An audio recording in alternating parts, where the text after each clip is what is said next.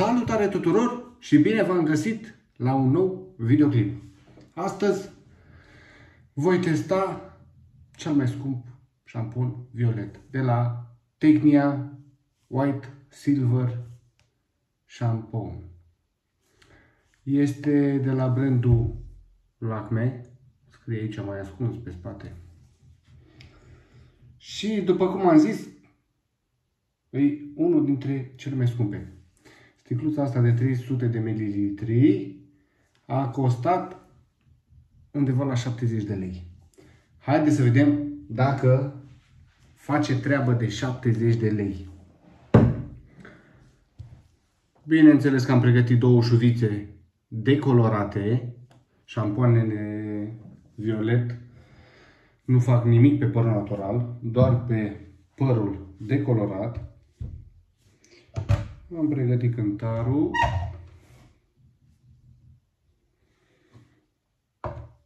Și dacă ați mai urmărit clipurile mele, știți cum procedez.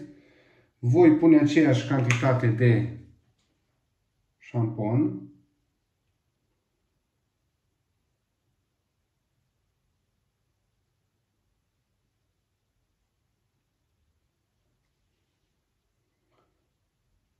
Două grame.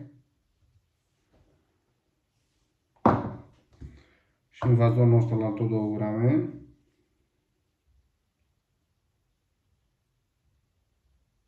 Hop. Nu l-am mirosit. Miros a șampon obișnuit. Hop. N-are vreun miros ceva iritant sau plăcut. Pur și simplu șampon. Ștergem așa, lucrăm curat, frumos. Îmi place sticla. Îmi place așa, are o textură antiderapant, așa, pare e cauciucată. Formulă vegană, fără parabeni. Nu mă interesează că nu-s de mâncat. Mă interesează să facă treaba. Așa, luăm de aici apă minerală, naturală, de izvor. Dar ce sticle au băgat ăștia la apă, mai nou. Și vom pune, cred că pun până la 10 grame, deci 8 grame, mililitri, cum vreți voi. Na, aici e în grame, nu mai stau că nu suntem la ora de chimie. Nu, pun până la 20. Hop. 21. Bun. Facem și pe asta la fel. Până la 21.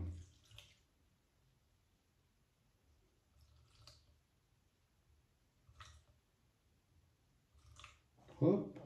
24. Încurcă-mi aici chimia. Perfect! Am pus cantități egale pentru că vreau să le las șuvițele pe o șuviță o las, cred că 5 minute și până la 10 minute. Bun. Amestecăm aici fain frumos până face spumă. Batem așa ca ouăle. Eu sunt și bucătar. Dacă vreți să vedeți vreo rețetă de-a mea, cum mă descurc în bucătărie, lăsați-mi mesaj. În rubrica de comentarii vă aștept.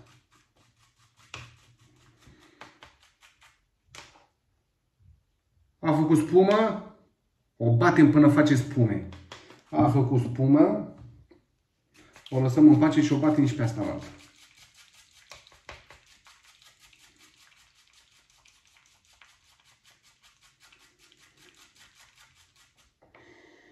Acum parcă are un miros plăcut.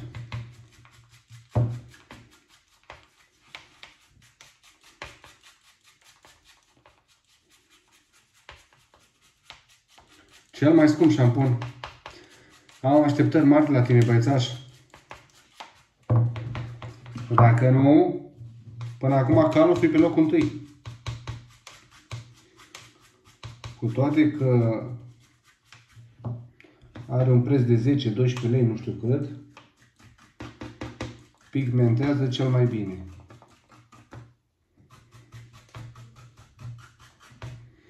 Bun. Uităm frumos la ceas. Și în același timp facem un echer, un șurub și sărim în apă. Start!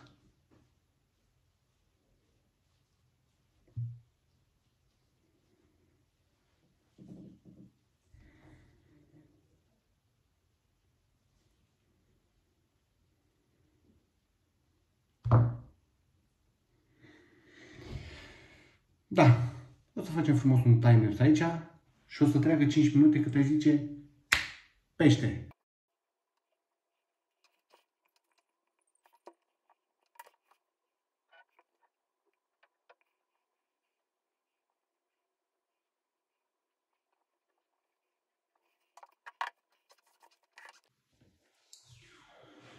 Au trecut primele 5 minute.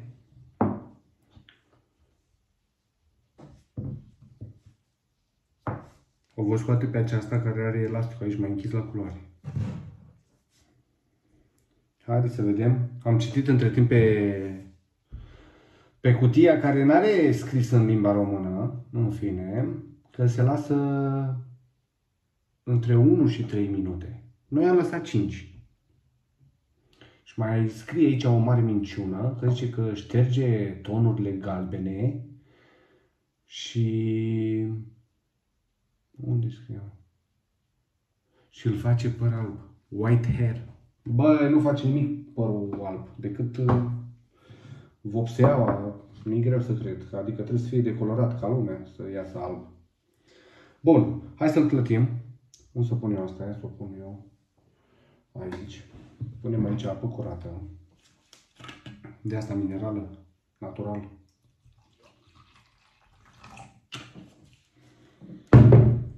Clătim foarte bine. Deci am lăsat 5 minute, nu 3 cât scrie pe prospect.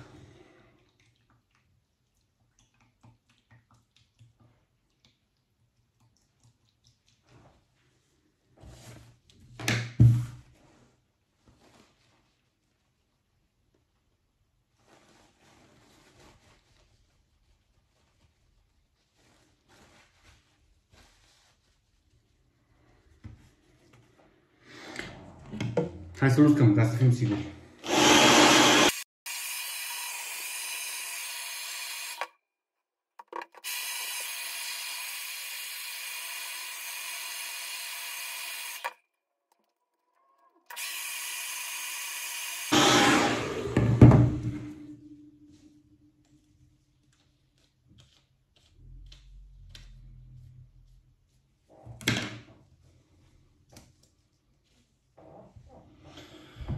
Haideți să vedem rezultatul împreună.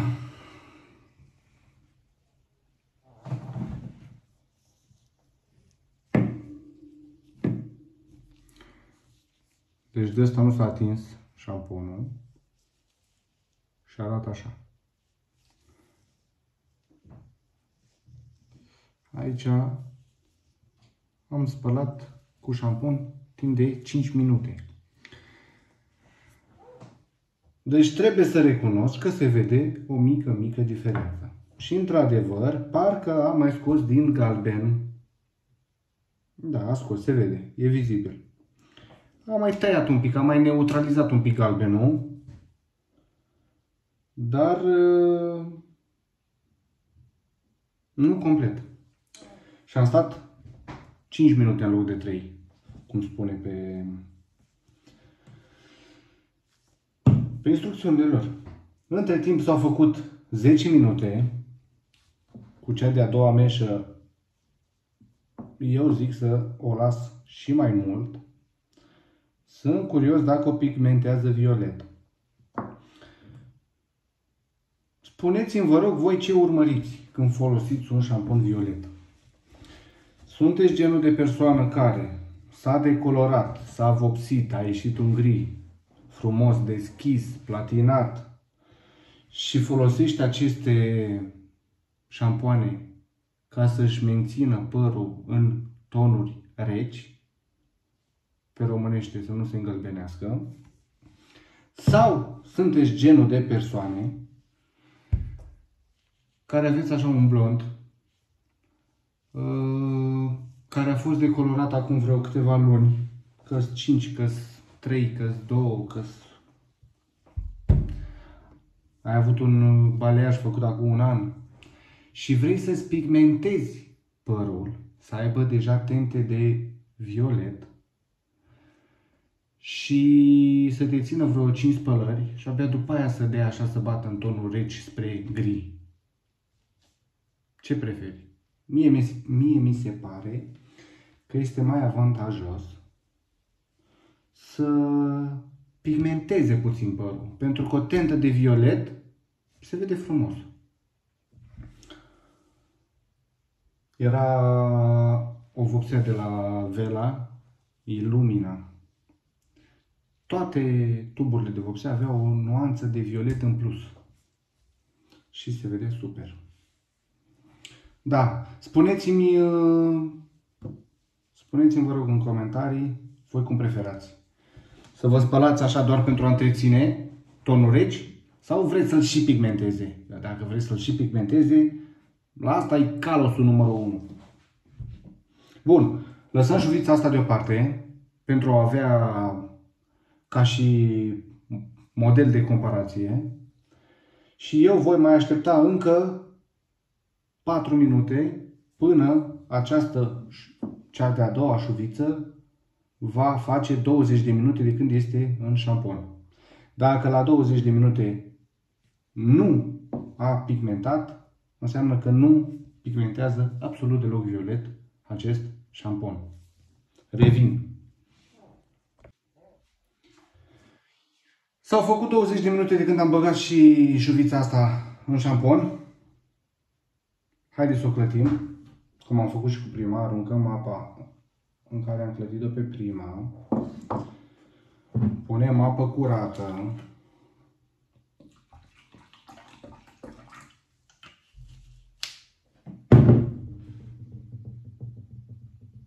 Și o clătim foarte bine.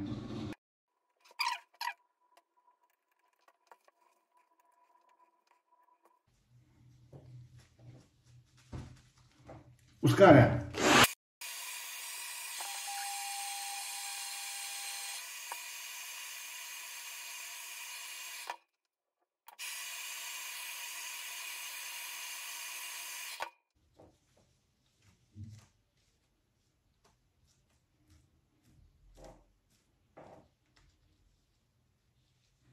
Credeți că dacă e mai scump nu usucă părul? A, uitați cum rămâne prin el.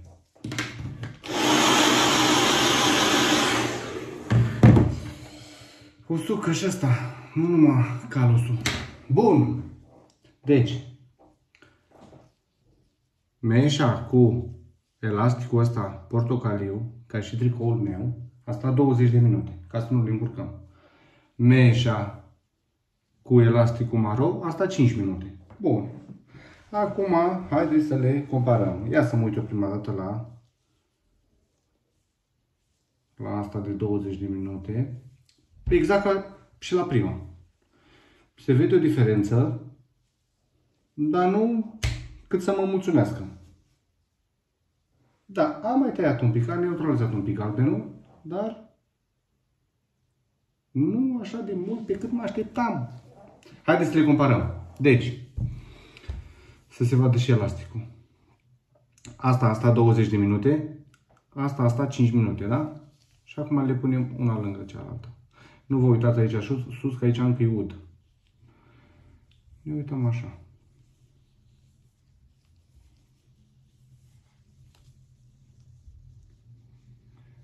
Vedeți vreo tentă de violet?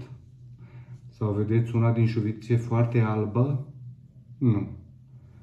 Aceeași cantitate de galben o au ambele.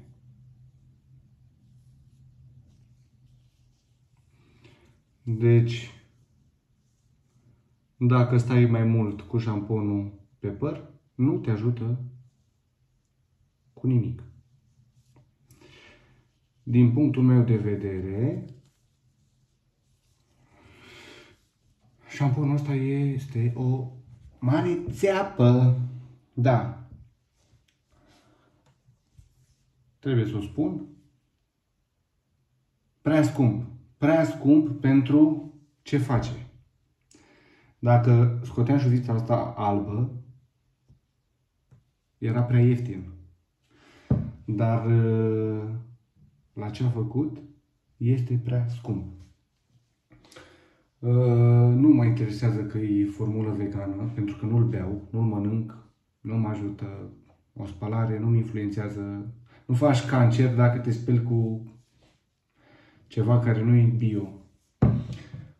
E șampon, e violet, trebuie să scrie white silver, fă white sau silver, fă ceva, da?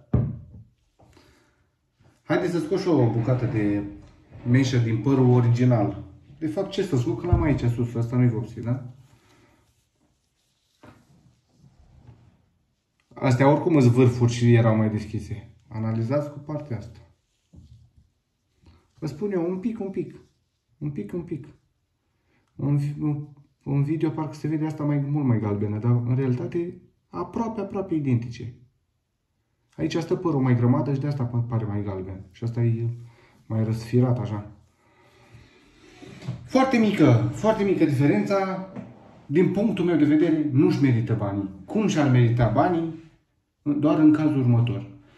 Mergi odată la 3 luni la salon, dai 10 milioane, 1000 de lei, te decolorezi, te nuanțezi, îți faci o idee, o culoare super și vrei să fii sigură că o menții, da, ai dat 1000 de lei la salon, mai dai 70 de lei și pe asta să nu pui calos să strici ce a lucrat omul ăla 6 ore la salon.